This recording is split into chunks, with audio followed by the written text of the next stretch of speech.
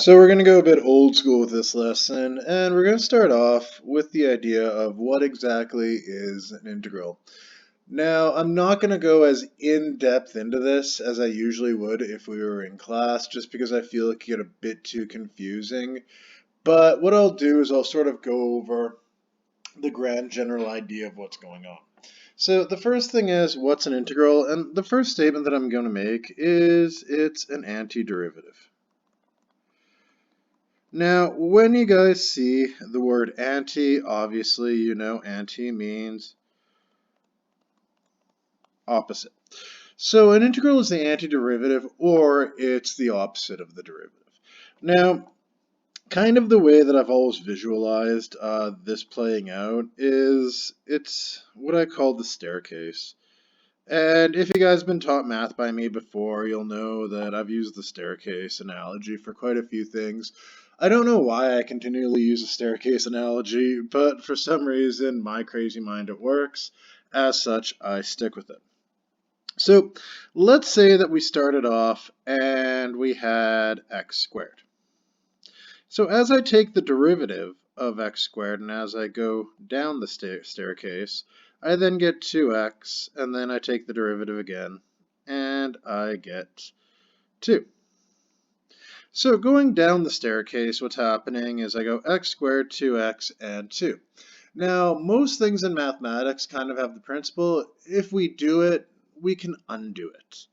So what we need is we need a process for going backwards on this, from going from 2 to 2x, from going to 2x to x squared, and if I wanted to go backwards one more step, well, I'd add 1 to the power, and I'd have to have a number in front that takes out, that will make it so when the 3 comes down, it'll be 1, and then we go backwards on it another step. So the way that I've always kind of visualized derivatives and antiderivatives is kind of going down or going up the staircase. Now we'll talk about how to get here later. I will go through the rules and we will get through the instructions of how to take an integral and how integrals work in a bit. This also does tap into something that's called the fundamental theorem of calculus, which basically says that every function is the derivative of another function, and every function is the antiderivative of another function. But that's for something a bit later. So now, mathematically, what's going on here? And for you guys that have done physics and done a lot of physics, you may have seen a process um, that is similar to this, but let's just go through this here. So, from way back when we were talking about derivatives, and back when I was giving you guys a bit of modeling for derivatives, and this is when we were in class.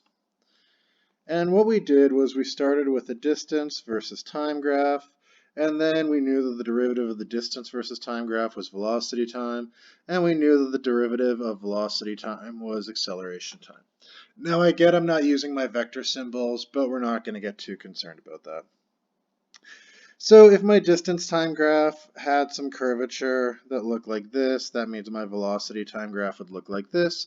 And that means my acceleration time graph, wow, that was weird. That means that my acceleration time graph would look something like that. It would be a horizontal straight line.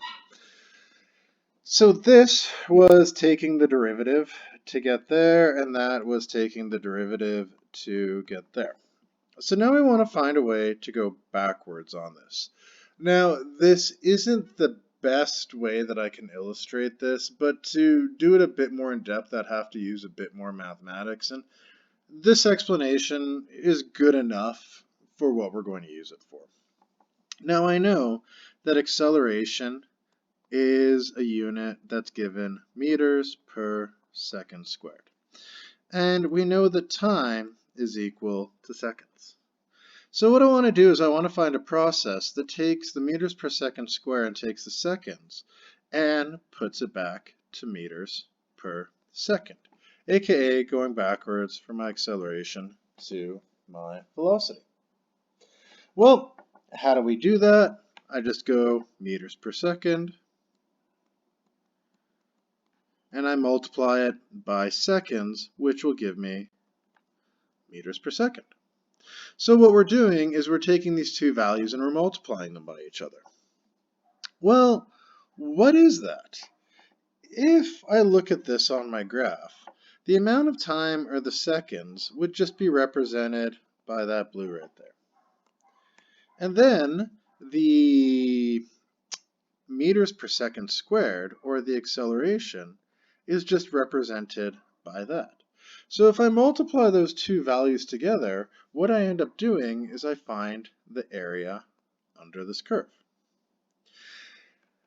Now, this is a nice simple rectangle, but the same thing would apply.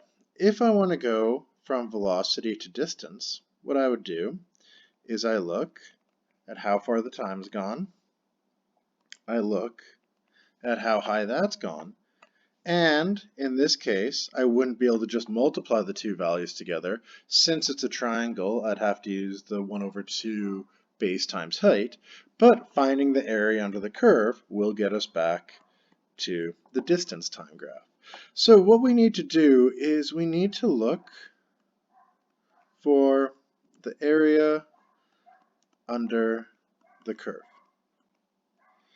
And much like the derivative was the slope of the tangent line, this is what an integral is. An integral is the area under the curve. Now we're going to get pretty theoretical with the next lesson, but don't worry, again, I'm just sort of setting everything up.